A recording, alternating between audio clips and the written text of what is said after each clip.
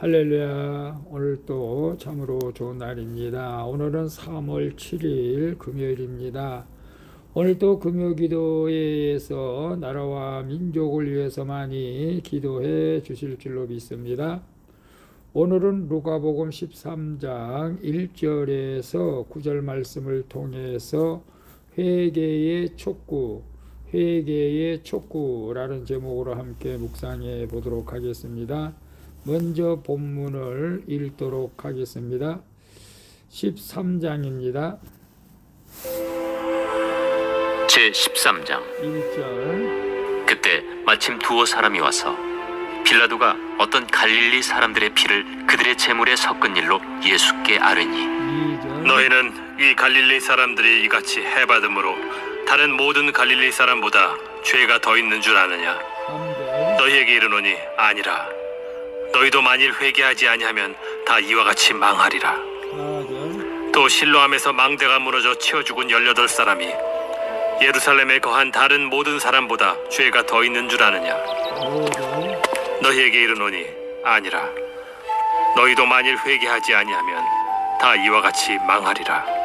6절. 이에 비유로 말씀하시되 한 사람이 포도원에 무화과나무를 심은 것이 있더니 와서 그 열매를 구하였으나 얻지 못한지라. 7절. 포도원 지기에게 이르되 내가 3년을 와서 이 무화과나무에서 열매를 구하되 얻지 못하니 찍어버리라. 어찌 땅만 버리게 하겠느냐?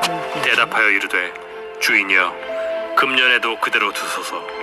내가 두루 파고 거름을 줄이니 이후에 만일 열매가 열면 좋거니와 그렇지 않으면 찍어버리소서 하였다. 아멘. 9절까지만 봤습니다. 본문 요약은 이렇습니다. 빌라도의 일을 전해 들으신 예수님은 너희도 회개하지 않으면 다 이와 같이 망하리라고 말씀하시죠. 또한 실로암 망대가 무너져 18명이 죽은 일을 말씀하시면서 회개를 촉구하십니다. 그리고 열매를 맺지 못하는 무화과나무는 주인이 찍어 버릴 수밖에 없다는 비유를 예수님이 들려주시는 내용입니다. 질문과 묵상하기. 나는 다른 사람에게 일어난 충격적인 소식을 접할 때 어떻게 반응합니까? 그때 말씀으로 보아야 할 내 죄는 무엇입니까? 1절에서 3절 말씀에 보면 두어 사람이 예수님께 빌라도가 어떤 갈릴리 사람을 죽인 것을 전합니다. 1절에 보게 되면 그때 두어 사람이 와서 빌라도가 어떤 갈릴리 사람들의 피를 그들의 제물에 섞은 일로 예수께 아뢰니 라고 말씀하고 있죠. 죽은 갈릴리 사람들에게 죄가 많아서 그런 일을 당한 것이라고 여기면서 말씀했던 것이죠. 그러나 예수님은 그들과 갈릴리 사람들이 다르지 않다고 말씀하시죠. 다시 말하면 너희들과 갈릴리 사람 죽은 사람하고 별 다를 것이 없다라는 것이죠. 우리도 누군가의 사건을 들을 때 나와 그는 다르다고 여길 때가 있겠죠. 하지만 우리는 나도 그 자리에 있었으면 그렇게 될 수밖에 없었다고, 그럴 수밖에 없었다고, 그렇게 죄를 지을 수밖에 없었다고, 나도 저 사람과 똑같이 그렇게 할 수밖에 없었다고 하는 연약함을 인정해야 한다는 것입니다. 현재 주어진 자리에서 말씀으로 내 죄를 보며 회개하는 것이 망하지 않는 기름길인 줄로 믿습니다. 그래서 나는 다른 사람에게 일어난 충격적인 소식을 접할 때 어떻게 반응합니까? 속상하죠. 아니 어떻게 사람이 저럴 수가 있을까? 라고 하면서 나 자신은 절대 그러한 일이 일어날 수 없다라고 우리가 생각할 때가 많죠. 사실은 물론 나쁜 일을 해서는 안 되겠지만은 그러나 원치 않는 좋지 않는 일들도 일어날 수가 있지 않겠습니까? 갑작스러운 사고, 갑작스러운 지진으로 인한 사고, 태풍 이런 것들이 왔을 때 어떻게 하겠느냐 이겁니다. 그들이 죄가 있어서 그렇게 사건, 사고를 당해서 죽는 것일까요? 그렇지 않다는 것입니다. 우리는 안타까워해야 한다는 것이죠. 그런 일들을 보면서 우리는 말씀으로 보아서 내 죄가 무엇인지를 깨닫는 것이 중요하다는 것입니다. 우리가 원치 않는 산불이 나고 지진이 일어나고 또 전쟁이 일어나서 무고한 사람들이 많이 죽어가고 있지 않습니까? 우리는 이럴 때일수록 하나님 말씀 가운데 바로 살아갈 수 있는 그런 능력이 우리 안에 넘쳐나야 될 줄로 믿습니다. 2번 봅니다. 나는 문제가 생길 때 원인을 찾으며 책임을 추궁합니까? 주님의 뜻을 구하며 자신을 성찰합니까? 4절에서 5절에 보면 예수님은 예루살렘에서 실로 망대가 무너져 18명이 죽은 사건을 언급하시죠.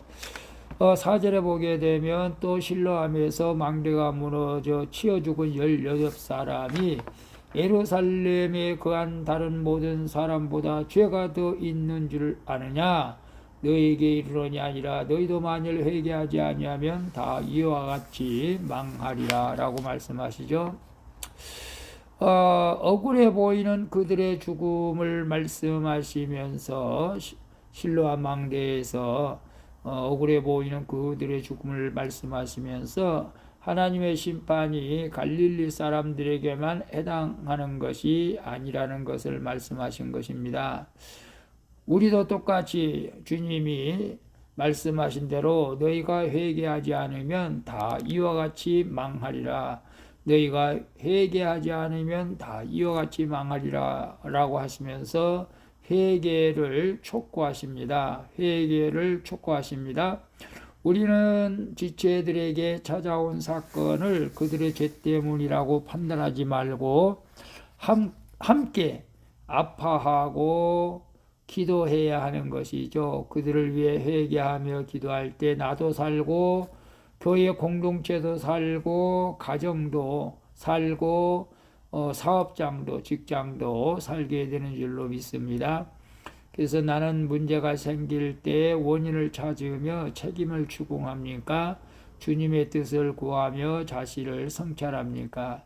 참 어려운 질문일 수도 있습니다. 문제가 생길 때 원인이 무엇인가?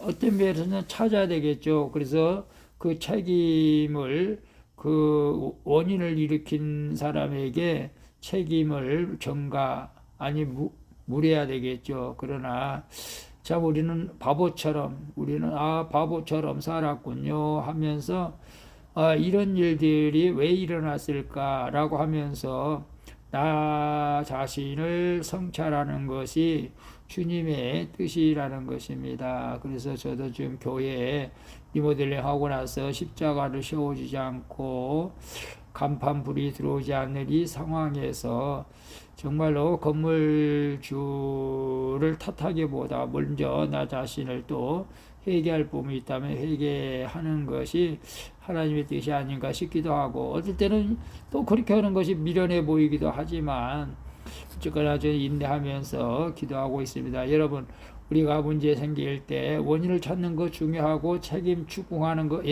중요하죠. 세상 사람들이 하는 거 다 그렇게 합니다.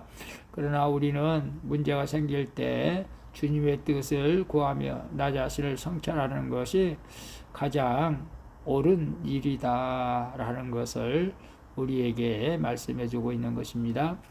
3번 봅니다. 하나님이 나를 무한정 기다리신다고 착각하지는 않습니까? 내가 성령의 열매를 맺기 위해 결단해야 할 것은 무엇입니까?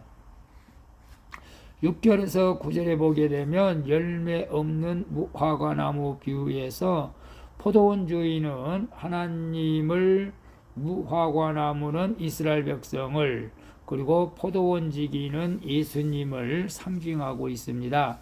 하나님의 이스라엘 백성을 포도원 한가운데 아름다운 무화과 나무를 심으셨지만 그들은 열매를 맺지를 못했다고 하죠. 하나님은 자기 백성이 우리도 풍성한 열매 맺기를 기다리신다는 것입니다.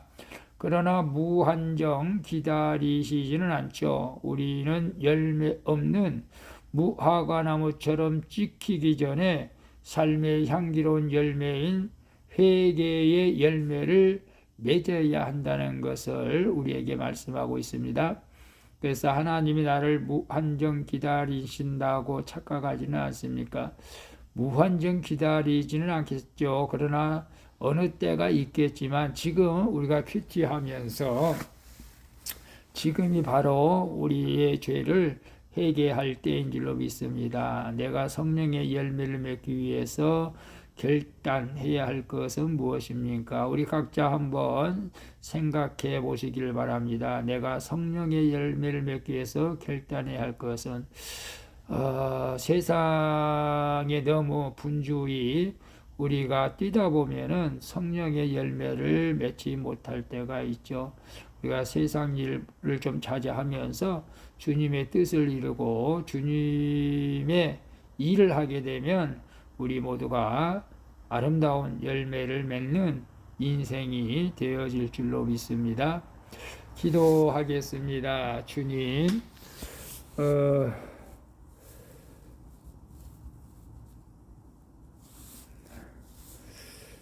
여러 사건의 소식을 접할 때 남을 판단하고 정죄하기만 한 저를 용서해 주시옵소서. 그리고 이제는 지체가 당하는 사건이 지체가 당하는 사건이 나 대신 겪는 환난임을 알고 함께 아파하며 기도하게 하여 주시옵소서.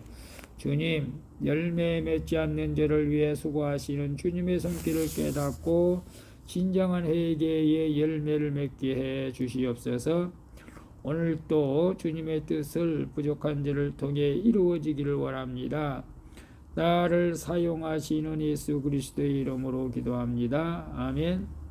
우리 찬송가 459장 누가 주를 따라 함께 찬양 드리고 마치도록 하겠습니다. 오늘도 수고하셨습니다. 사랑합니다. 축복합니다. 샬롬.